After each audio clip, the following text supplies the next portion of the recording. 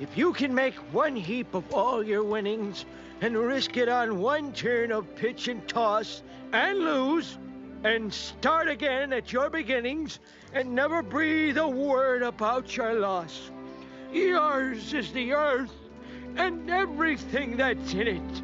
And, which is more, you'll be a man, my son. You'll be a bonehead, come on!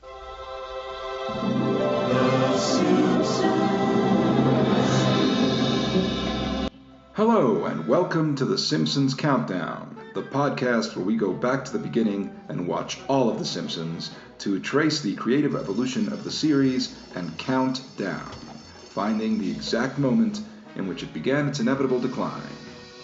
I'm Erix Antoine, and this week I'm joined by the lovely Arianny calling in from her safe perch in New Jersey. We'll be discussing the episode Old Money, which originally aired in the U.S. on March 28, 1991. In this episode, Grandpa Simpson falls in love with Bea Simmons, another resident at the Springfield retirement castle. Unfortunately, she dies soon after their courtship begins, but she leaves him like $100,000, which, after some soul-searching, Grandpa uses to renovate the retirement home and improve the quality of life for everyone. It's a sweet, smiles-through-tears episode, which fleshes out the character of Grandpa Simpson, while kind of making the rest of his family look like assholes, albeit well-intentioned assholes. Then again, they did put him in a home, didn't they? And so, the episode, while sufficiently entertaining and enjoyable in its own right, also continues The Simpsons' exploration into our treatment of the elderly, with either potent or maudlin results, depending on your point of view. Arianny and I are about to break it down, so without further ado, here we go.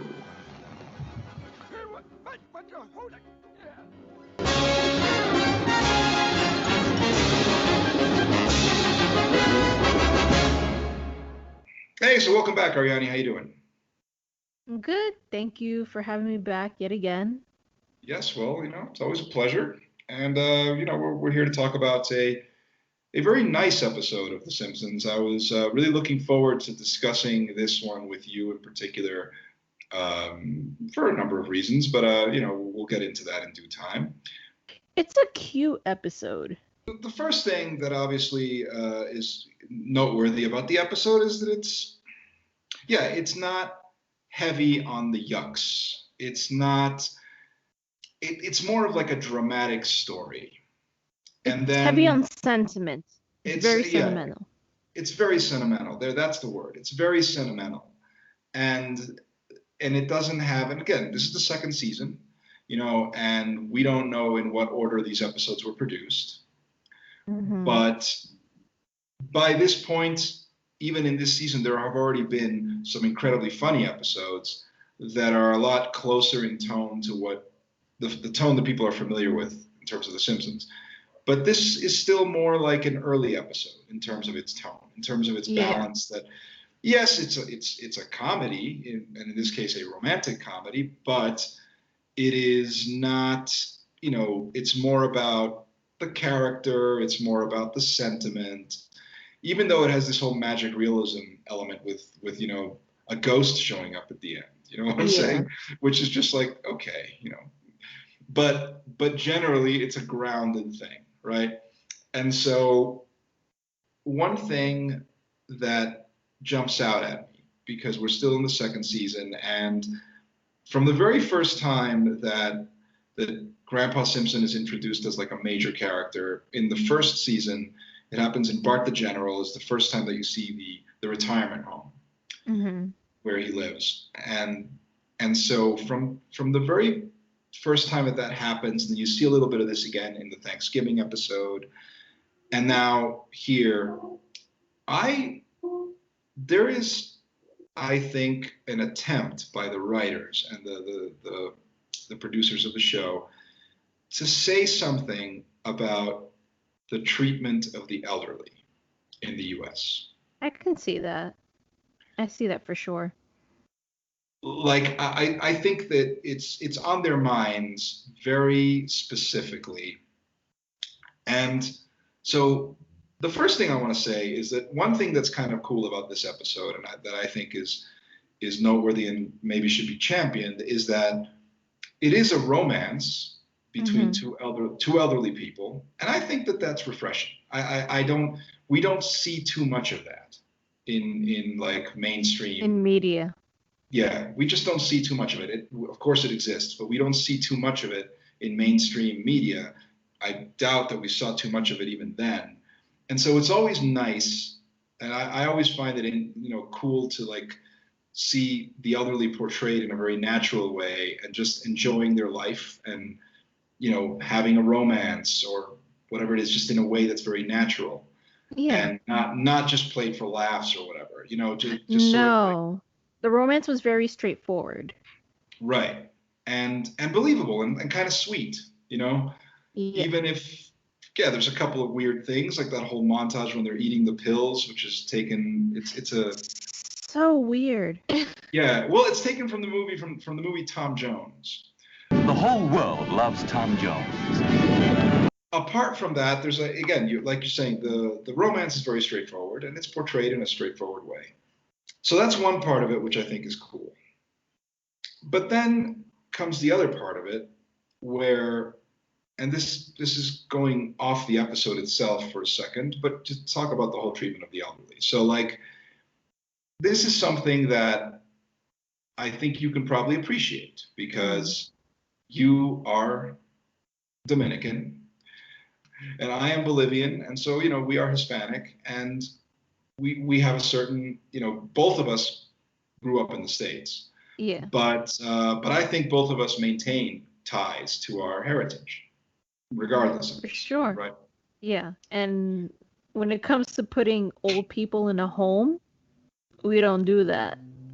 And that's the part that I think is intriguing because the Simpsons is a global thing now, and it became a global thing pretty much right away. It became very popular, and it was already very popular even back when this episode aired. It was already popular in other places, around the world. But one thing that The Simpsons has always been, I think, is a window into American culture. Mm-hmm. So people watching it in different parts of the world, they get to see a little glimpse of mainstream Western culture or American culture, if you will, specifically, right?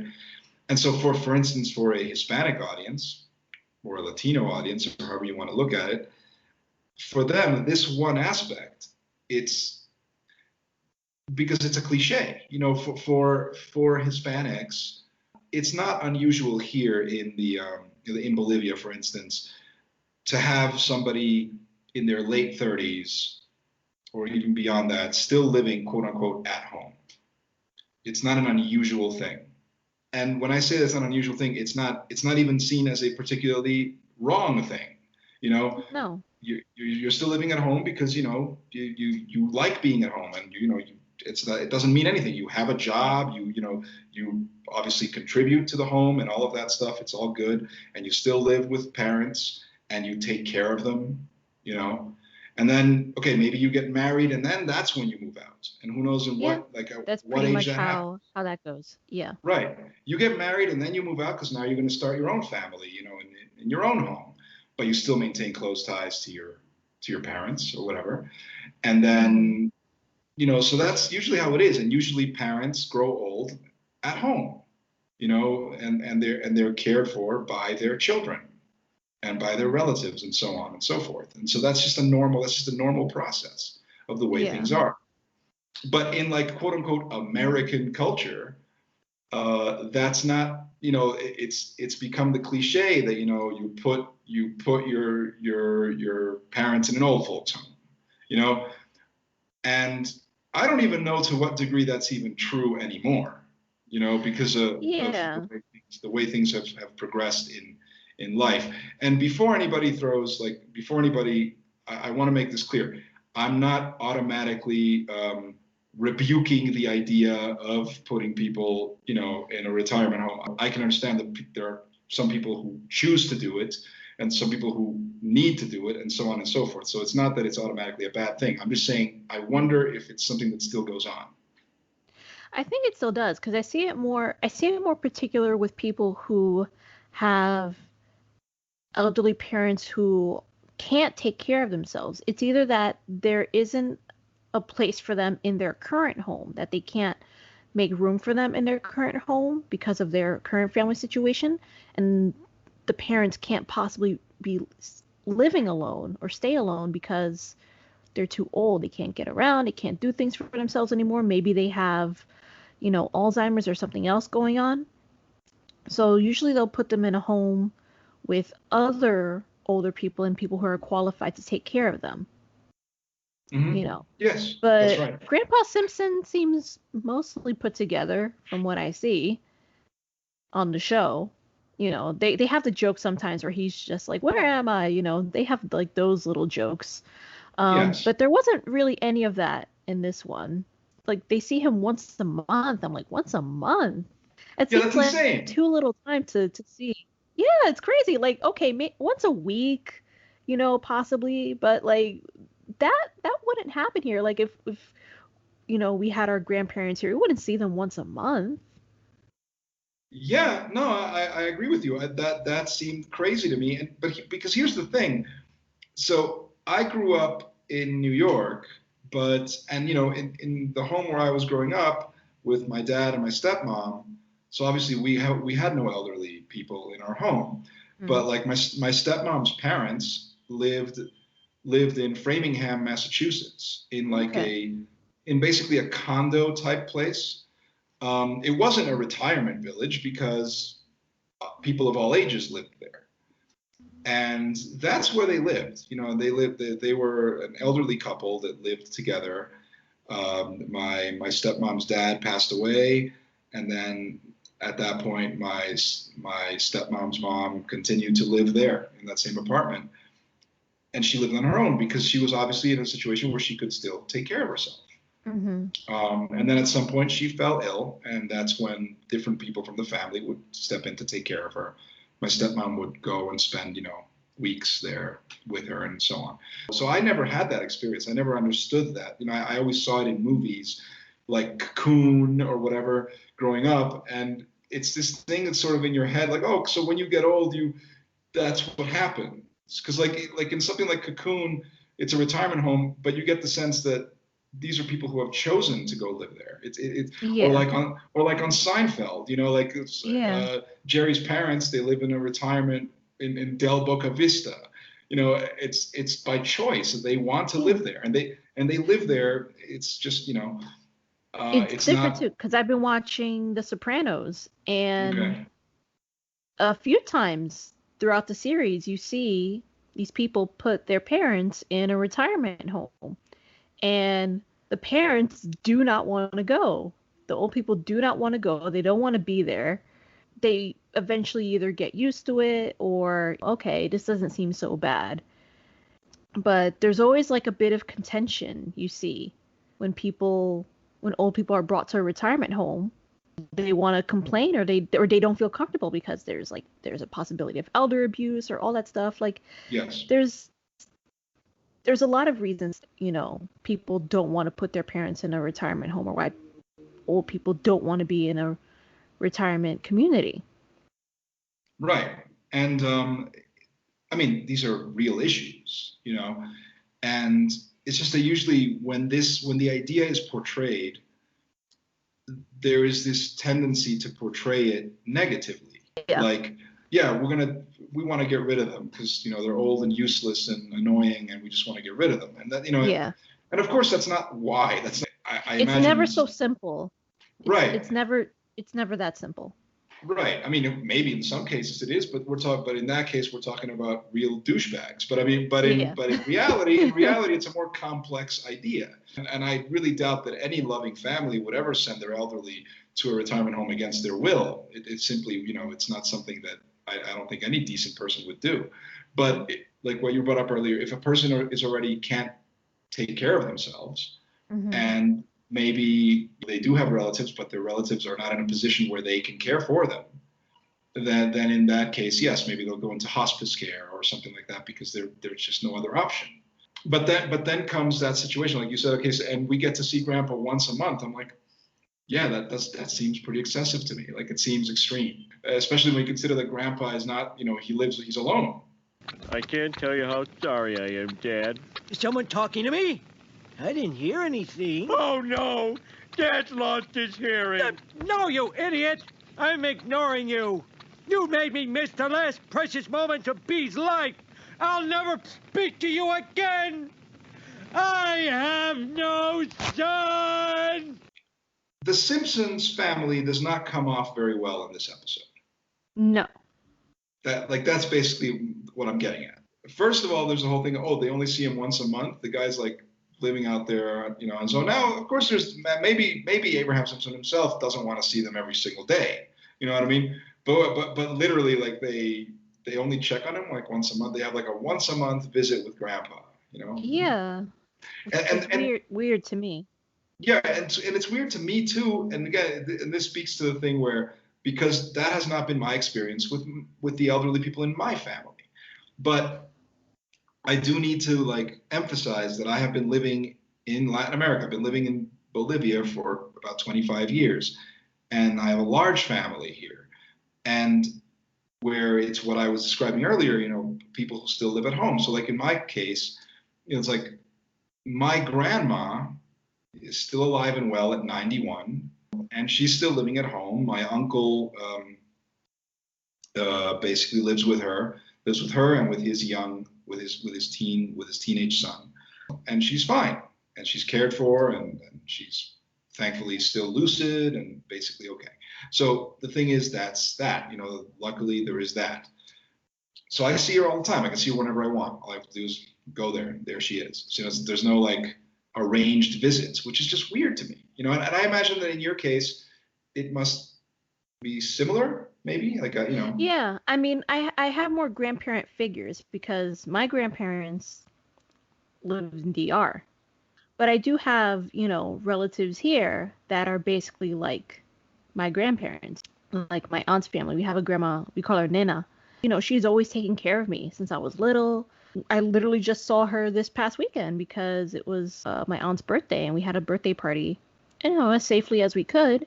And she was there, and she's pretty much been living there with her family forever, And I can't imagine having to see her maybe once a week and then go out and take her someplace where she doesn't even want to go, like the liquor store.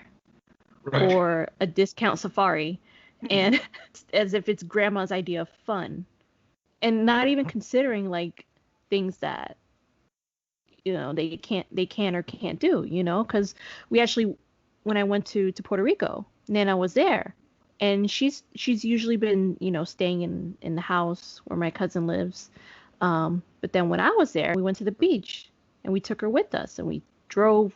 Things like that take time because she's older. Of course. It's weird to have the elderly people in your life, but keep them so far at a distance.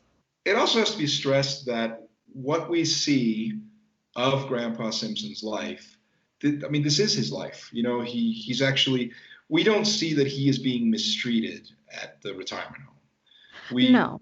Right. Yeah. Not in a general sense. We see that he basically lives well.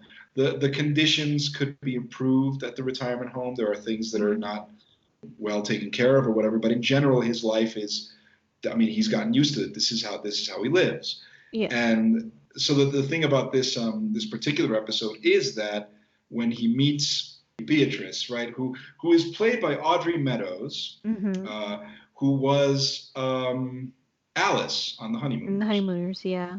Yeah. Yeah, I loved Alice. She's really the best. Well, The Honeymooners had a lot of great characters, but Alice. Yes. Alice was a tough one. Yes. Actually, sometimes people want to criticize The Honeymooners, because it's a show from the 50s and they feel that maybe it's not very quote unquote progressive. I'm going like that. It's from the 50s, so Well, it's definitely it's definitely of its time. Yes, yes. I think sometimes when people do the criticism, he's the lovable sitcom character, but he's always threatening to beat his wife. Yeah. But I think it bears to highlight that Alice doesn't take any shit from him. No. She gives it right back. No. So that's very important. But anyway, so Audrey Meadows is great. She's great. She creates a very sort of memorable character in Beatrice. And my point is, like, so when that happens and he meets her, now, his life is now improving because now he has somebody. And so now he doesn't even really care to see the family. Yeah, but it seems like the romance was it was literally just a month long from the time he was dropped off in the beginning of the episode. The family discusses, what are we going to do next time with Grandpa? And they go, discount animal safari. He meets Beatrice literally that day. And they have like the montage where I guess they seem to spend all this time together.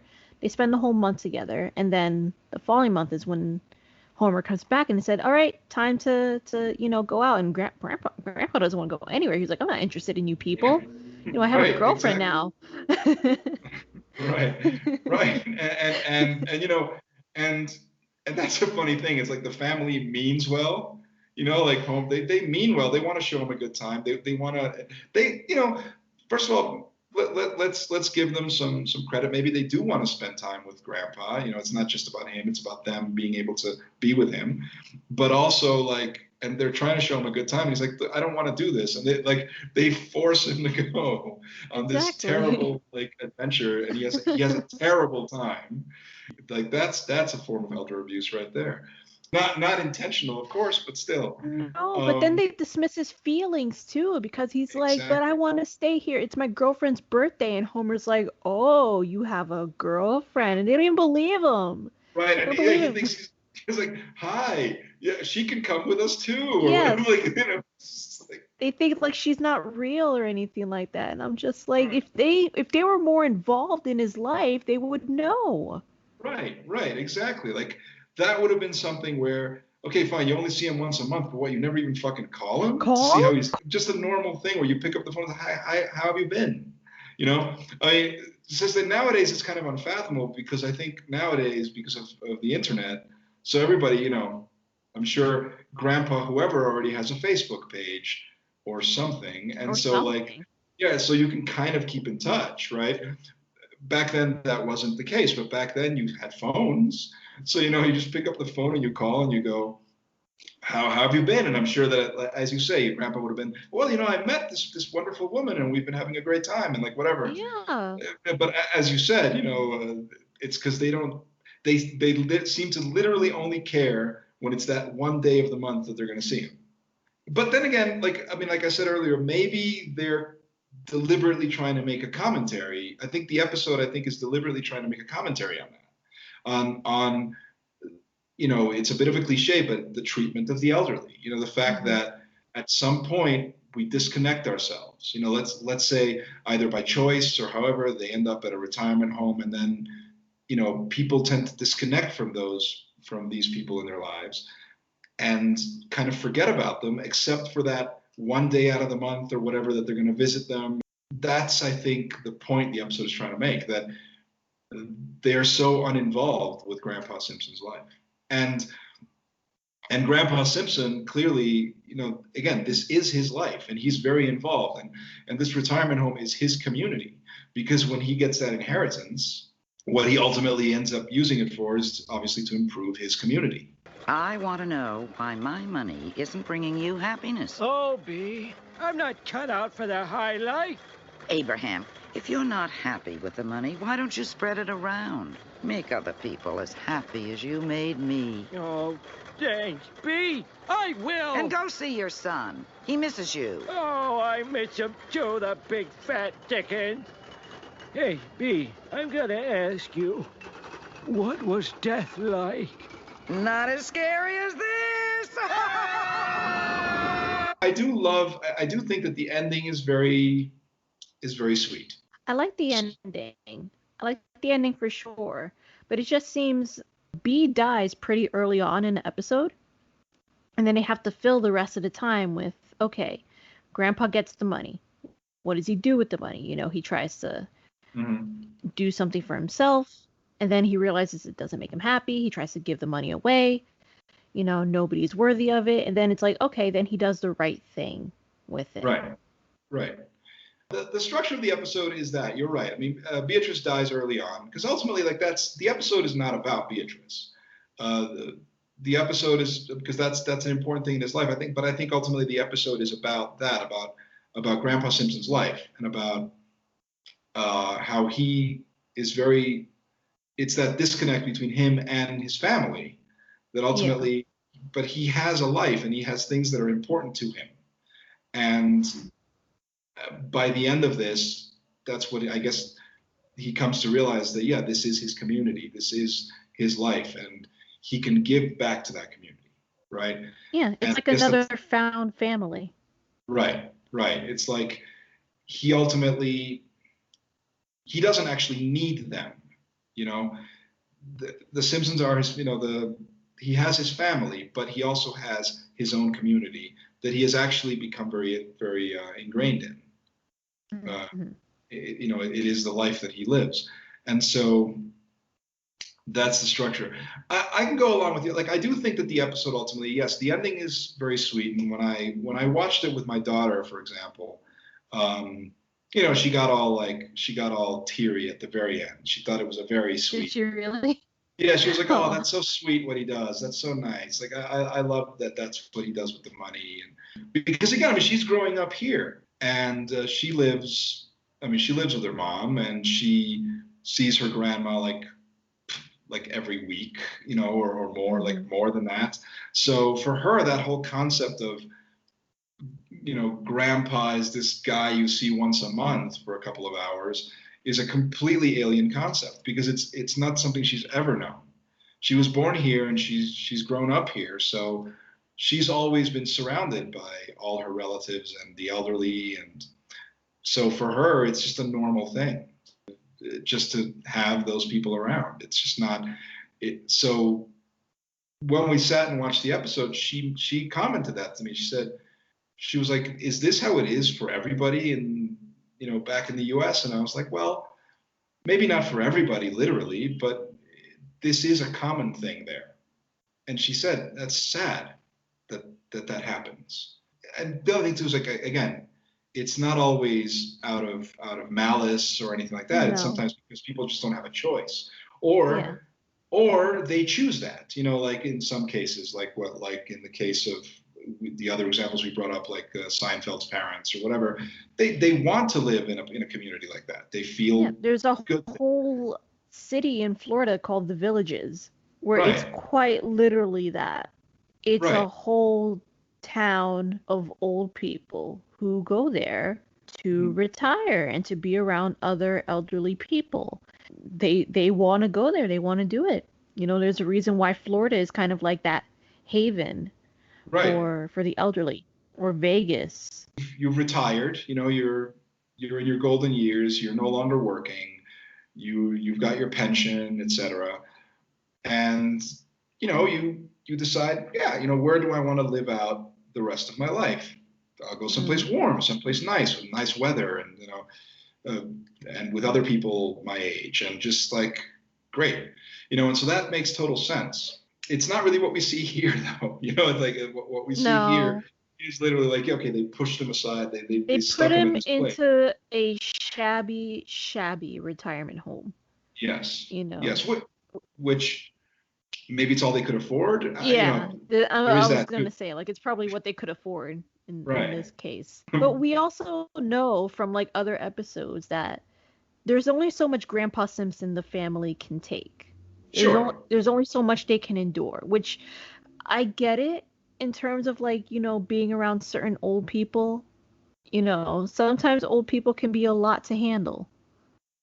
Thankfully, The Simpsons, the show, touches on those topics in ways that are humorous, and it doesn't tend to go maudlin as it does in this episode. Most of the time it isn't like that. It's usually more, it skews closer to a more cynical view. And so that's why you were bringing up, like, we see Grandpa Simpson often, he's sundowning, and it's just like, that happens a lot. And he can be an irritating guy too. He can be a really irritating, kind of cantankerous. Yeah, obviously he's not somebody that's that easy to deal with. And clearly, having him at home could potentially be problematic, and so on and so forth. But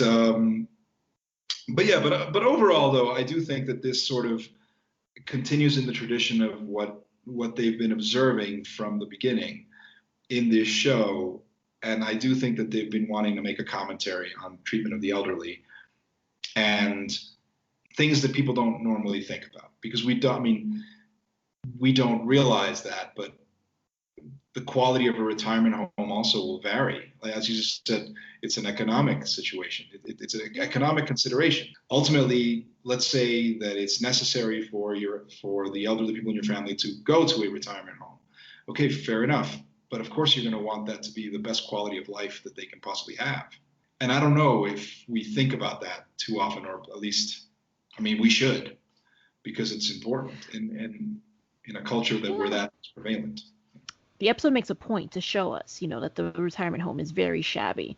We see in the background animation, there's like cracks on the wall. It looks dusty and dirty from the outside. There's like workers that, switch up pills, that want to get their palms greased, things like that. And it takes its time to show us, okay, this retirement home is pretty crappy, to say the least. Then Grandpa takes the time to use that money for, making it a livable place for all the people who are there, whether they want to be there or not. And ultimately for himself. This is his home. This is his life.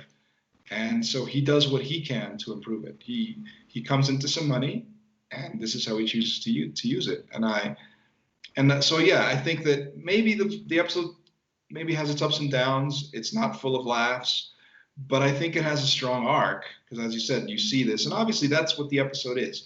You see all these things, you see all the problems that are in the retirement home, because that's the arc of the episode. By the end of it, it's a satisfying ending, because these problems will now be fixed. So, have you figured out who gets your money?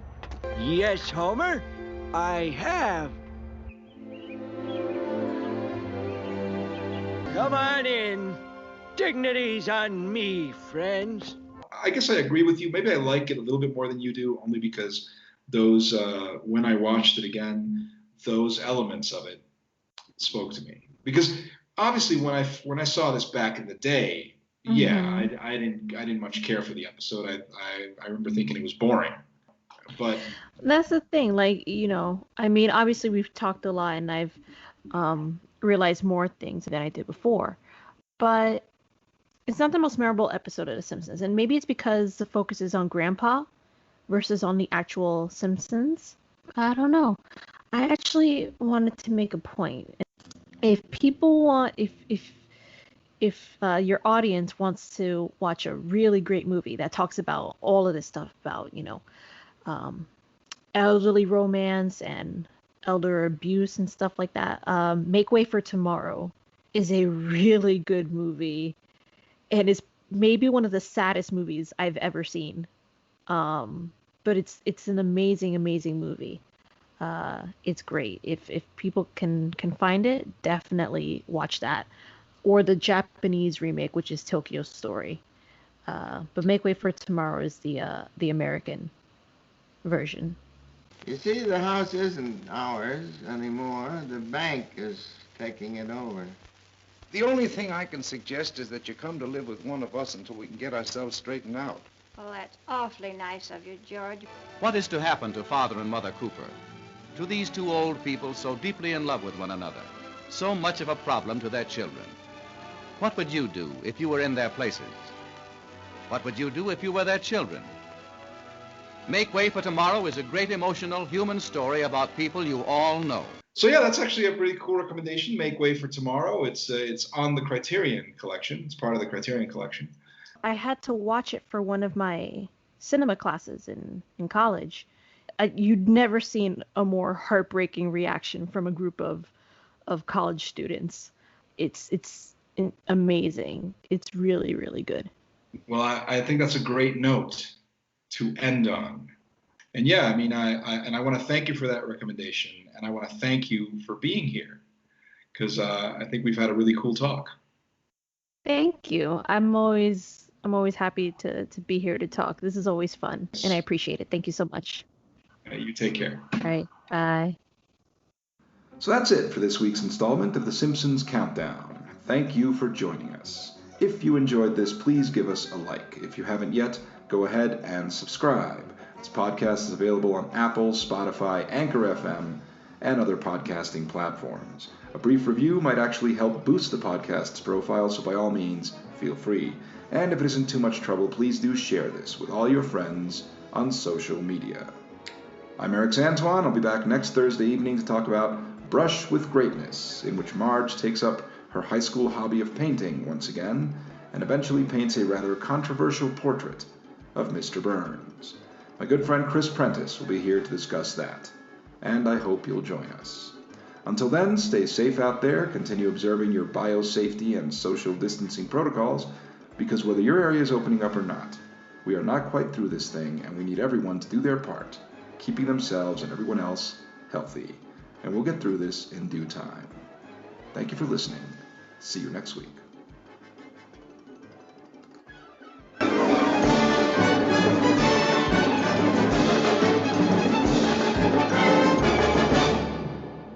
Take control of your future. Make the move to Burt Sutcliffe Retirement Village and enjoy the wonderful life. Shh.